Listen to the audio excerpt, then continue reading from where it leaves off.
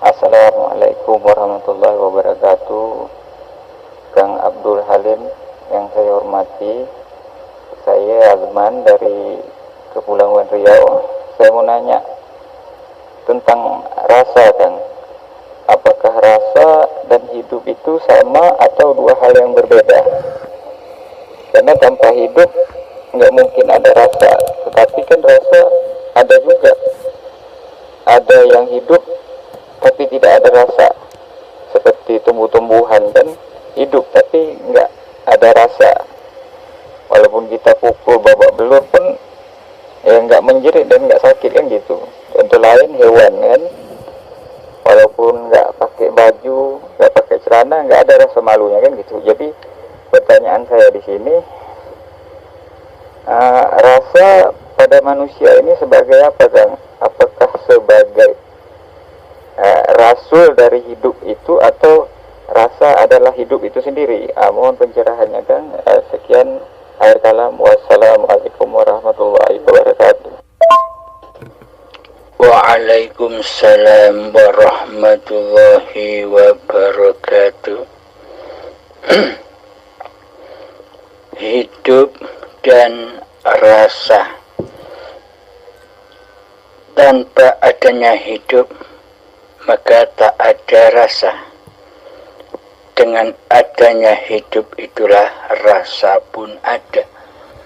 Jadi hidup dan rasa itu satu kesatuan ahad.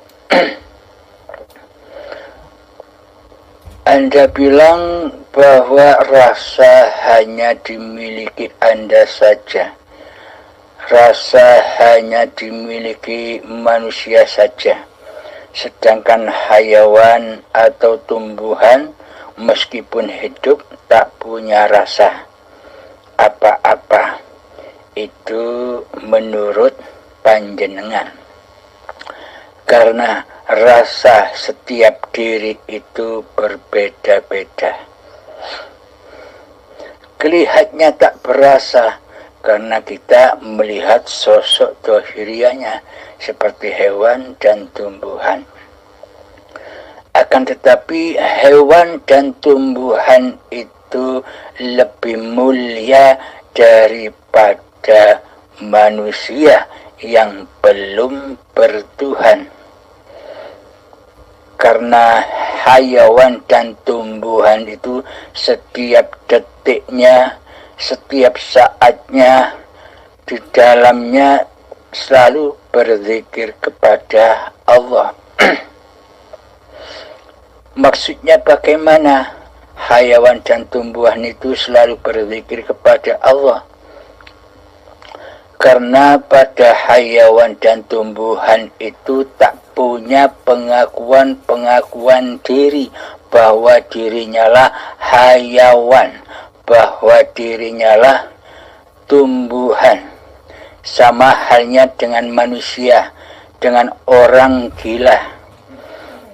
Orang gila itu tak menyadarinya bahwa dirinya adalah seorang manusia pada orang gila itu. Karena diri kemanusiaan dan akalnya sudah diangkat oleh Allah. Jadi rasa kemanusiaannya juga sudah hilang, meskipun wujud badannya seperti manusia, meskipun kelihatannya ada hidupnya. Namun ketika orang gila itu dikembalikan rasa kemanusiaannya, pasti mereka atau orang gila itu pasti malu. Malu bukan kepalang, melihat dirinya compang-camping atau bahkan melihat dirinya telanjang, pasti akan lari menutupi dirinya, memakai pakaian badan-badannya ketika kemanusiaannya dikembalikan lagi. Maka dari itu, mana mungkin manusia lebih mulia daripada hayawan dan tumbuhan yang selalu berzikir kepada Allah. Karena di dalam tumbuhan dan hayawan itu tak ada pengakuan diri seperti manusia. Karena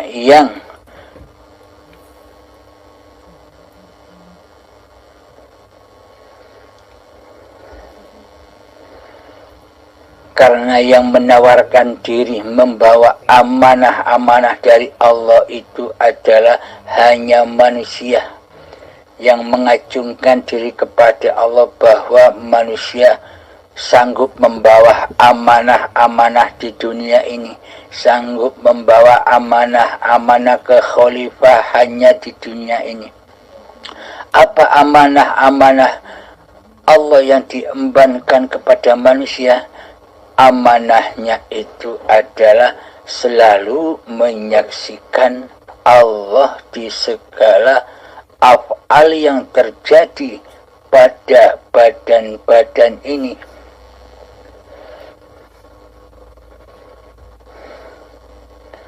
Wa ma khalaqtul jinna wal insa illa liya'budun. Tidak kuciptakan jin dan manusia hanyalah untuk mengabdi. Hanyalah untuk mengabdi. Bagaimana yang dimaksud mengabdi itu? Mengabdi itu adalah selalu menyaksikan Allah. Akan tetapi diartikan di dalam syariat mengabdi itu yang menjalankan perintah dan menjauhi larangannya. Menjalankan perintah seperti sholat, ibadah, berbuat baik dan sebagainya. Menjauhi larangan seperti berzina, mencuri, merampok dan berburuk sangka kepada orang yang lainnya. Itu secara syariatnya, secara badaniahnya. Akan tetapi mengabdi di sisi hakikatnya adalah hati selalu menyaksikan Allah, bahwa hidup inilah Allah yang tiada lain sekutu baginya. Inilah yang dimaksud mengabdi di sisi Allah.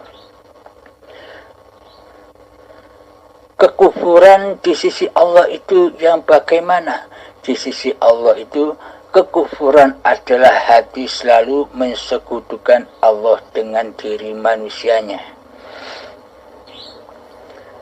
Jadi tugas manusia di bumi ini hanyalah untuk menyaksikan Allah. Bismillahirrahmanirrahim. Alastu birabbikum? Apakah aku ini Tuhanmu? Manusia menjawab, ya, engkaulah Tuhanku dan kami akan selalu menyaksikanmu dimanapun kami berada. Inilah tugas yang diemban oleh manusia, yakni hati selalu menyaksikan bahwa hidup ini Allah. Itulah nilai bahwa hamba sudah disebut Islam di sisi Allah, yakni pasrahnya hati, yakni selamatnya hati dari menyaksikan selain Allah. Inilah tujuan manusia dicipta. Inilah tujuan manusia mengabdi kepada Tuhannya.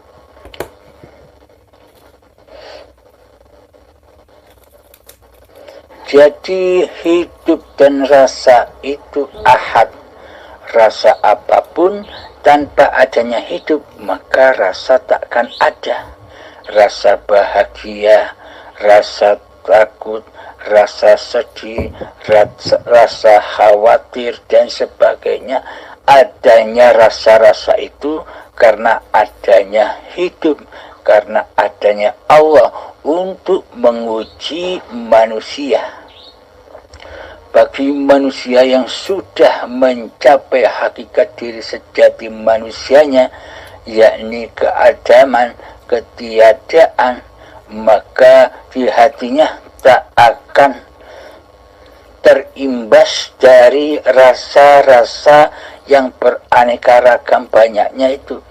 Rasa bangga, rasa bahagia, rasa senang, baik rasa sedih, kecewa, dan sebagainya. Tidak akan terimbas dari rasa-rasa itu ketika hamba sudah kembali ke alam keabadian, yakni alam ketiadaan. Maka di situ terjadi penyaksian bahwa rasa apapun itu adalah Allah. Karena tanpa Allah, maka rasa apapun itu takkan ada. Bermacam aneka ragam rasa itulah pagelaran Allah. Bukan Allah merasakan juga rasa bahagia, rasa bangga, rasa sedih, rasa kecewa. Bukannya Allah juga merasakan seperti itu. Akan tetapi rasa-rasa itu diadakan oleh Allah hanya untuk menguji manusia. Di dalam rasa-rasa yang terjadi di dalam diri manusia itu, mampukah manusia memandang, menyaksikan Allah lah sebagai penguasa rasa-rasa itu. Bila manusia tidak menyaksikan siapa pencipta rasa-rasa itu, maka manusia pasti tenggelam di dalam rasa-rasa itu.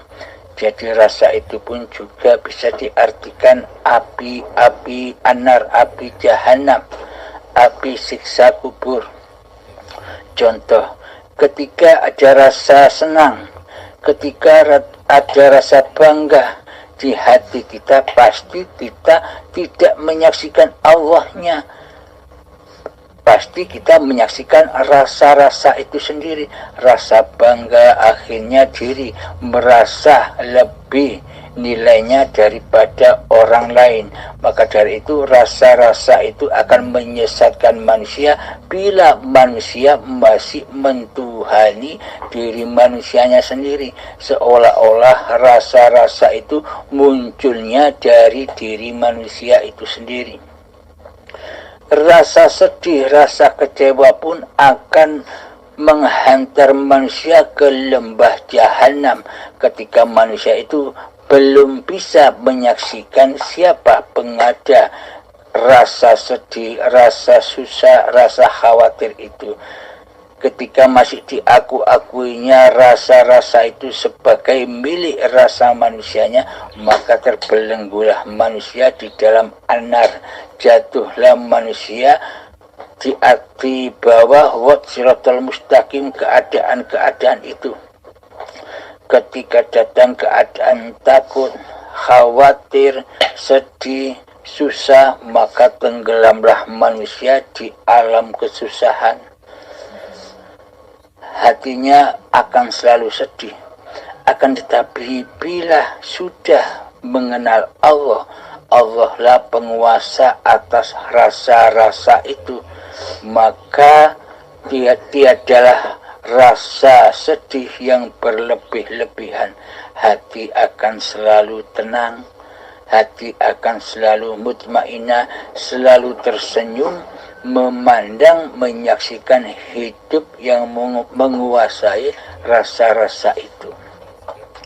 Inilah yang dimaksud Rasulullah, utusan Allah. Utusan Allah itu hatinya selalu menyaksikan Allah daripada menyaksikan dunia dan dirinya.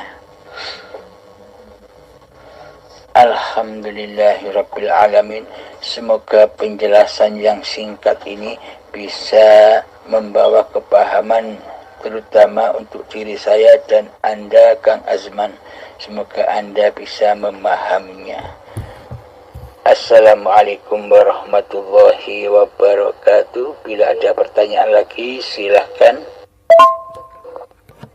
Alhamdulillah Kang Abdul Halim atas pencerahannya kan yang cukup jelas.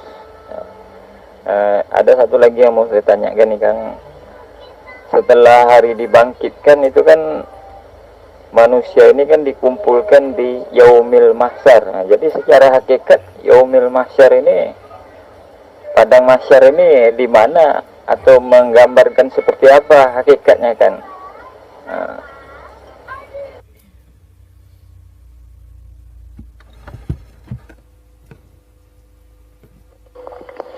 Alhamdulillahirabbil alamin. Pertanyaan yang kedua adalah hari kebangkitan dan padang mahsyar. di mana manusia dikumpulkan. Selama kita masih berpaham secara syariat, ketika kita masih duduk manis di dalam tatanan-tatanan ilmu syariat, maka semua alam-alam gaib yang katanya bakal terjadi besok itu diaplikasikan, pasti yang diaplikasikan, yang disangka oleh seluruh manusia adalah kejadian-kejadian dan peristiwa-peristiwa badan-badaniah, syariat-syariat, jasmani-jasmaniyah. Karena ketika masih duduk di syariat, hamba yang disembah, yang menjadi tauhid-tauhidnya hati adalah masih badan-badannya.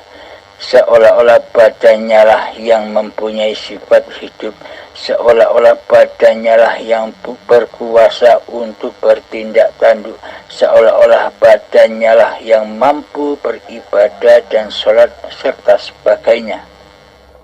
Maka dari itu kabar-kabar, informasi-informasi tentang kedatangan alam-alam yang masih gaib bagi manusia pasti diindikasikan peristiwa itu peristiwa badan-badan manusianya. Akan tetapi Allah itu hanya menyaksikan, hanya memandang hati-hati manusia, bukan badan-badan manusia. Jadi semua peristiwa-peristiwa itu di sisi Allah babakan hati, bukan babakan lahir. Jadi yang dikisahkan oleh Allah di Al-Quran itu sejatinya, sebenarnya, hakikatnya, cerita-ceritanya batiniah. Yang dimaksud hari kebangkitan menurut di sisi manusia kan bangkitnya badan-badan ini, yakni bangkitnya badan ini besok kelak seperti kecambah nyukul satu persatu, nyukul serentak. Itulah yang dimaksud hari kebangkitan di sisi manusia.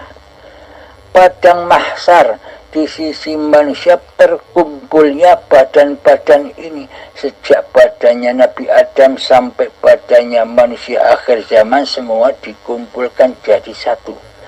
Inilah menurut pengertian-pengertian dalam tatanan ilmu syariat yang masih selalu memandang badannya lah yang diberhalakan, badannya lah yang dituhankan, sehingga menilai kisah-kisah yang demikian itu disambung atau dinisbatkan kepada cerita-cerita badan-badaniahnya seperti di dunia ini.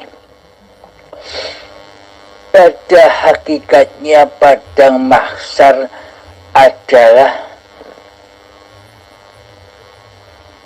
tempat asalnya cikal bakal badan ini, di mana cikal bakal ini bertempat sebelum menjadi badan. Pada padang mahsyar itulah yang disebut bumi, yakni tanah tempat berkumpulnya awal-awal kejadian cikal bakal badan. Inilah padang mahsyar, dikumpulkannya manusia, dikumpulkannya cikal bakal bahan-bahan terbentuknya manusia. Jadi pada mahsyar yang dimaksud itu ketika manusia sudah meninggal akan bertemu dengan padang mahsyarnya.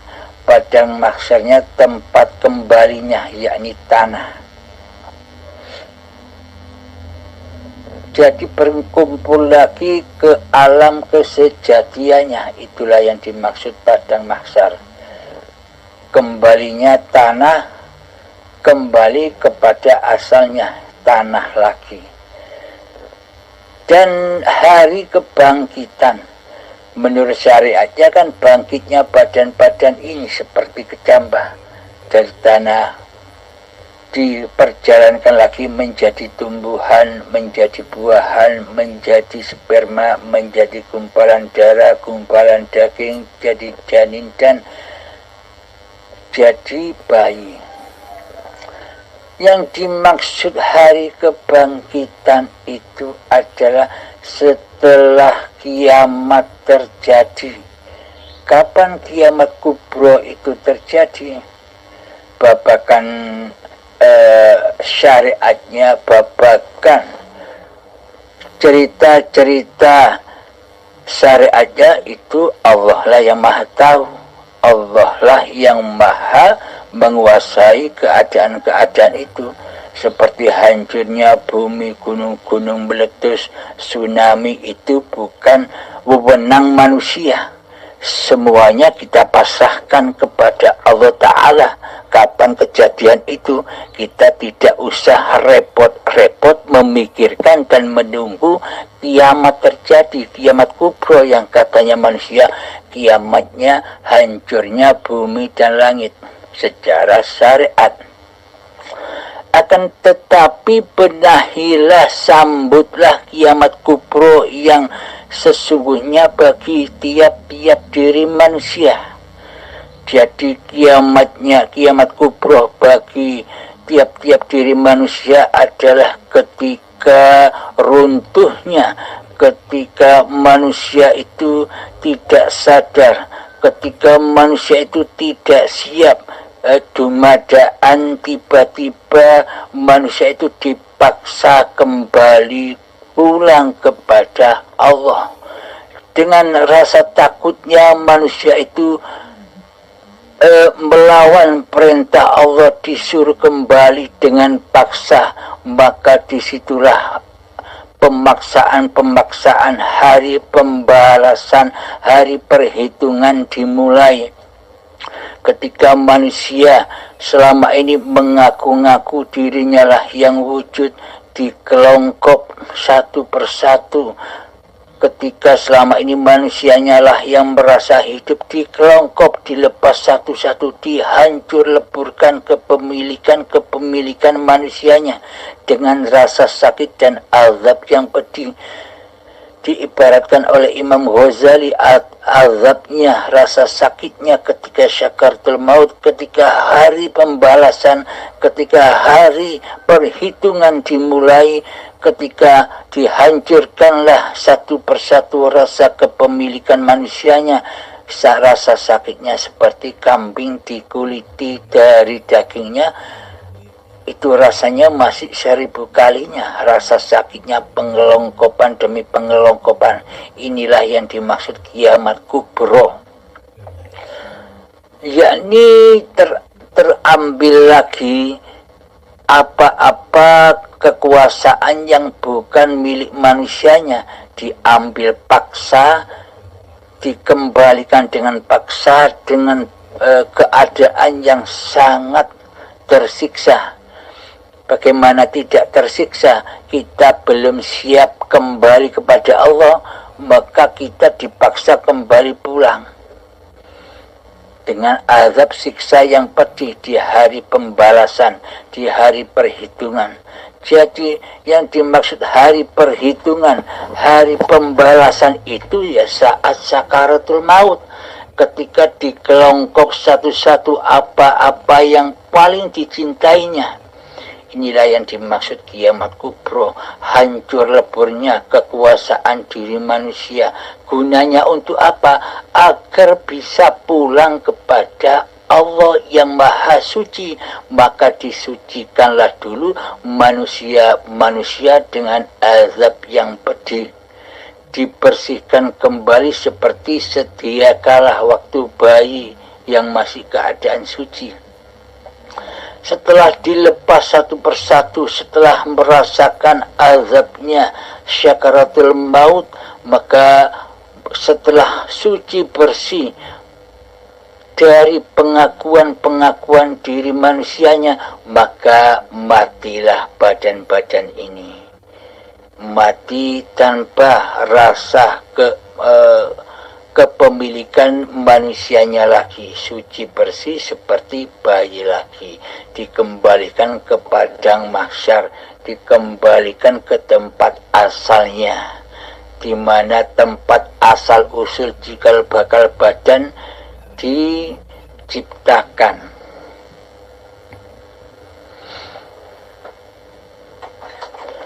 Yang dimaksud hari kebangkitan di sisi Allah itu, nah, kita bisa memilih.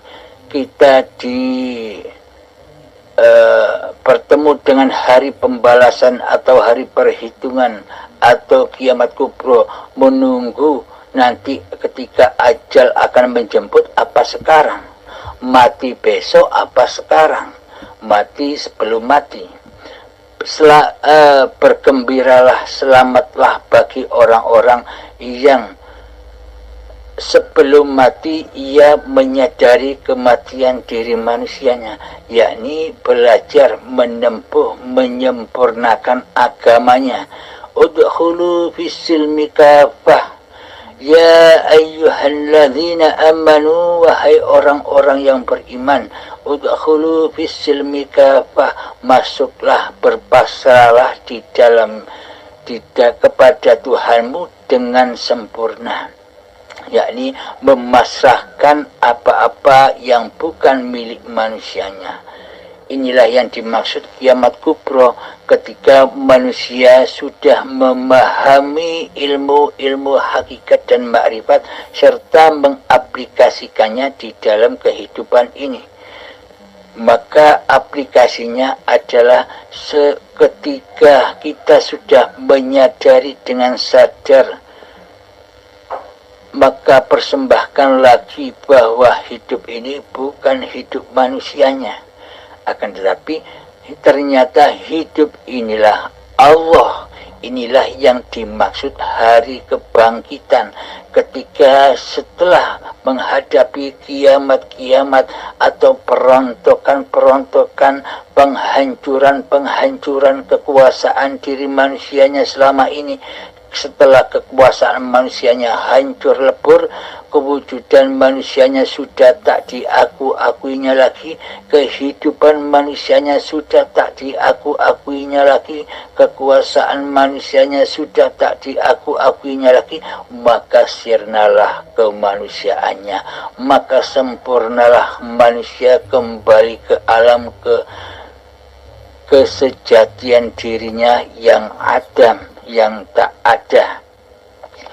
Maka ketika selesai hari kiamat itu sudah dihancur leburkan, tak ada satupun makhluk yang hidup, maka Allah berfirman, adakah Tuhan selain aku? Maka hidup itu akan mengakui sejati dirinya. Bismillahirrahmanirrahim. Innani anallah, sesungguhnya aku ini Allah, la ilaha illa ana, tiada Tuhan selain aku, tiada hidup selain aku, kata Allah. Inilah yang dimaksud hari kebangkitan di sisi Allah.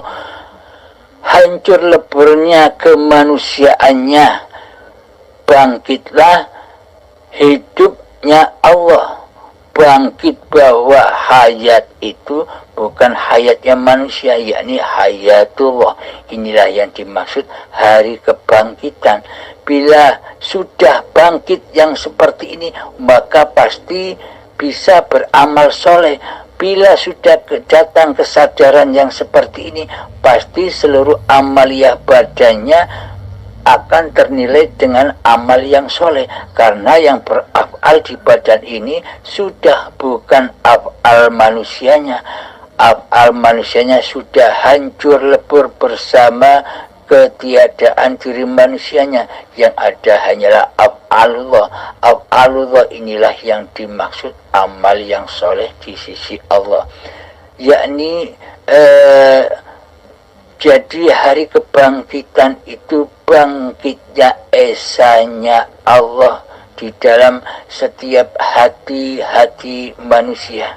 yakni sudah tak terakuinya lagi bahwa hidup ini hidup manusianya, bahwa kuasa ini bukan kuasa manusianya. Pada intinya adalah alam lillahi ta'ala, alam akhirat, yakni pada akhir manusia sudah tidak menjadi Tuhan lagi, maka kembalilah lagi kepada Tuhannya.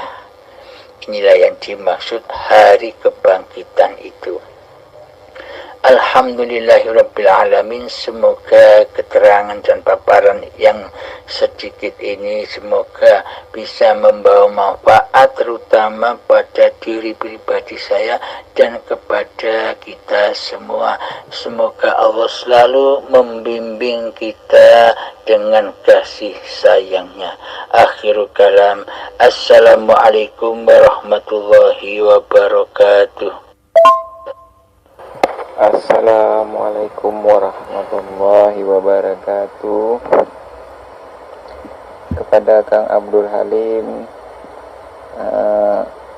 sebelumnya saya ucapkan minal aidin wal faizin untuk Kang Abdul Halim sekeluarga, kan.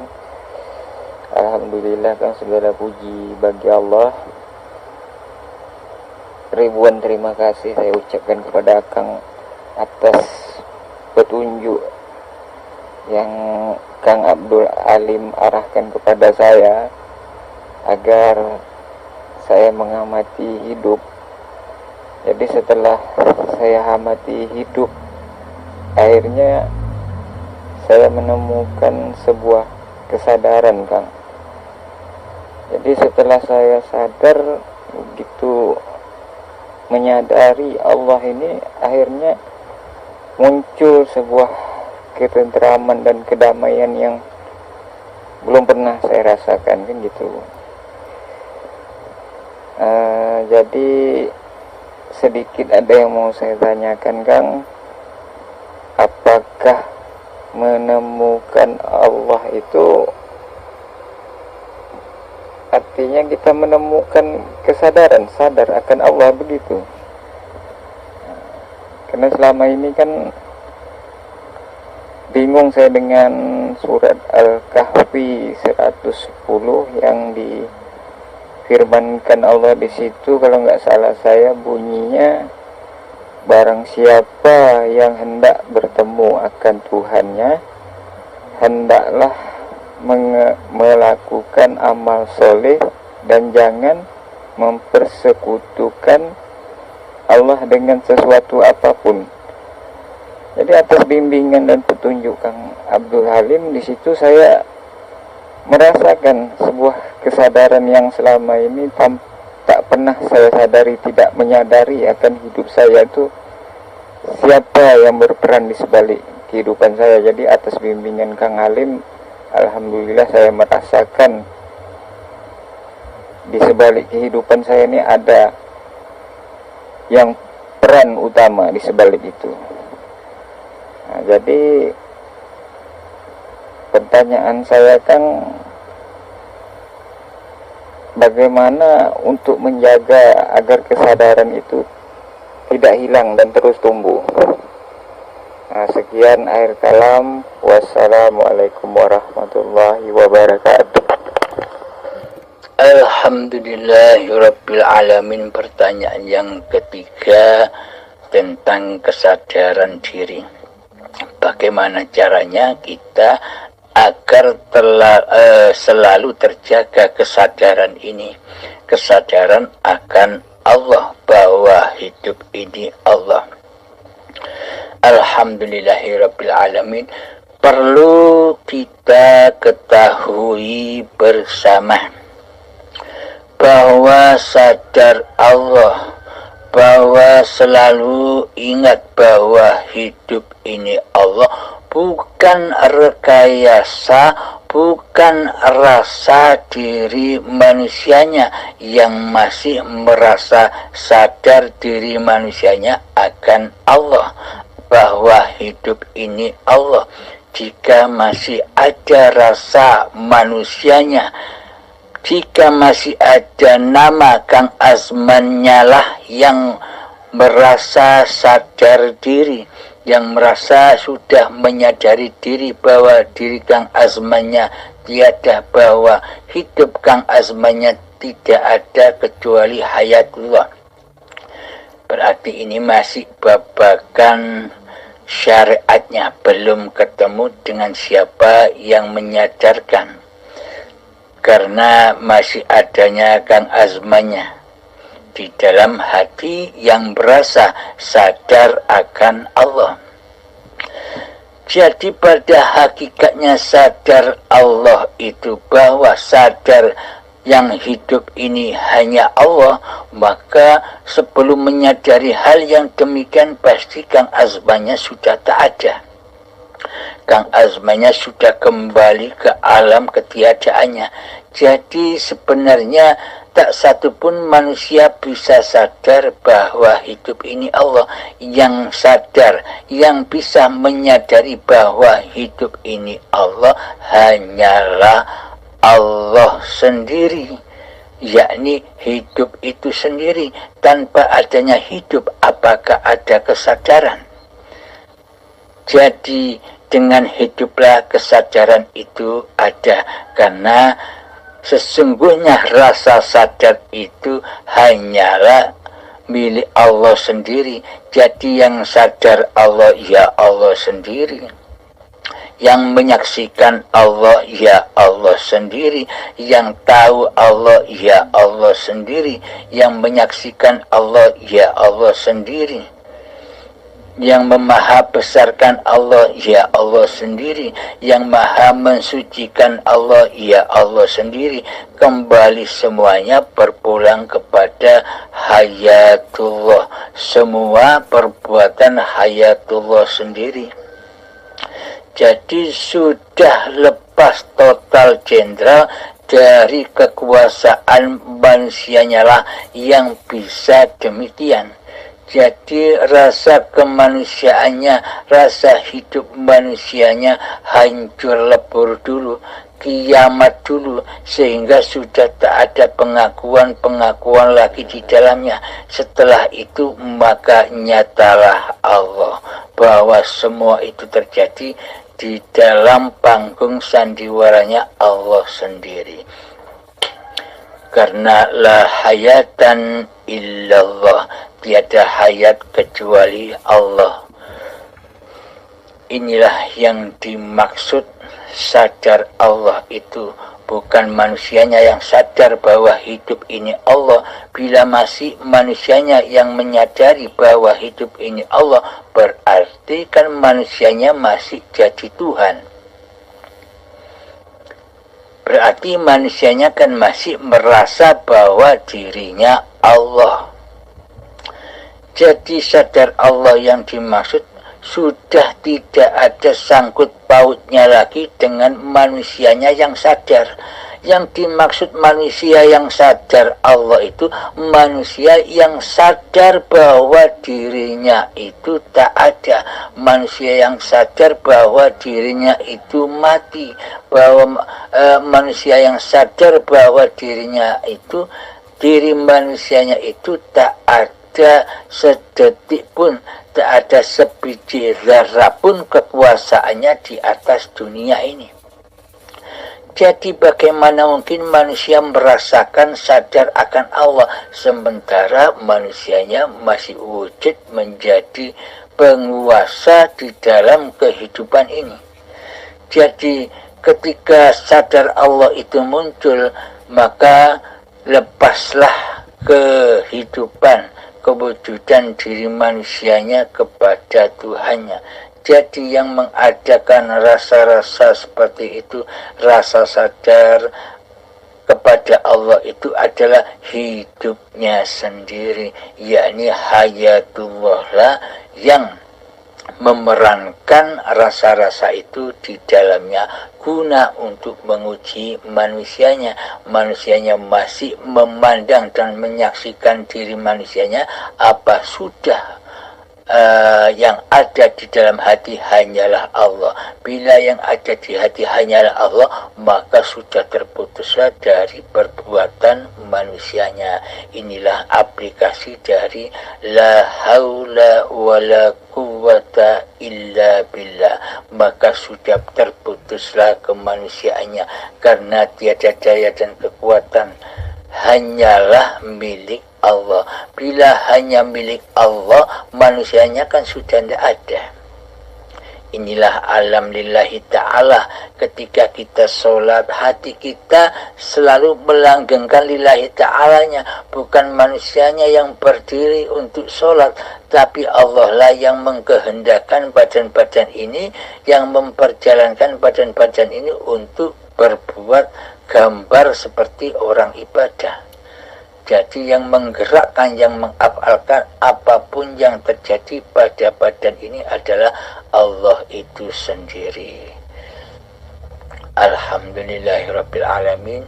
Semoga bisa kita pahami bersama. Assalamualaikum warahmatullahi wabarakatuh.